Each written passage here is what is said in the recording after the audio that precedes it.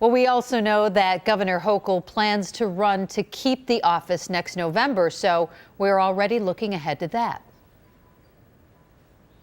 Yeah, reporter Jeff Kelly with our nonprofit partners at Investigative Post joins us live right now. He's been looking at those campaign contributions. So, Jeff, how much money has now Governor Hochul been able to raise over the last few years, and who are the people making those donations?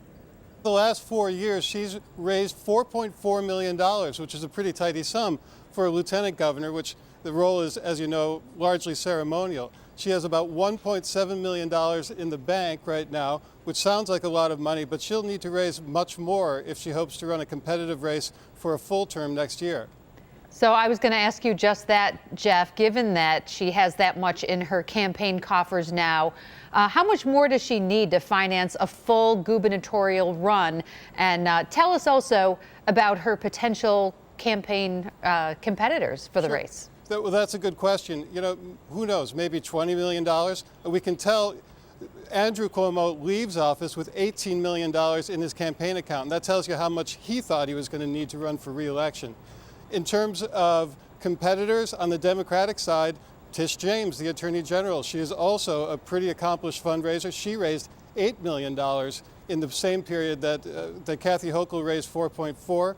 There's also Jumaane Williams, the New York City public advocate. Both those candidates have the advantage of being well known in New York City, both to voters and to funders. And as you know, New York City casts a lot of votes. Yeah, absolutely. We talk about the honeymoon period for a new governor. This one is going to be short because Kathy Hochul is going to be on the ballot before we know it. Jeff Kelly is a reporter with our nonprofit partners at Investigative Post, crunching those numbers for us. Jeff, we appreciate it. Mary Alice, certainly a historic day here in Albany.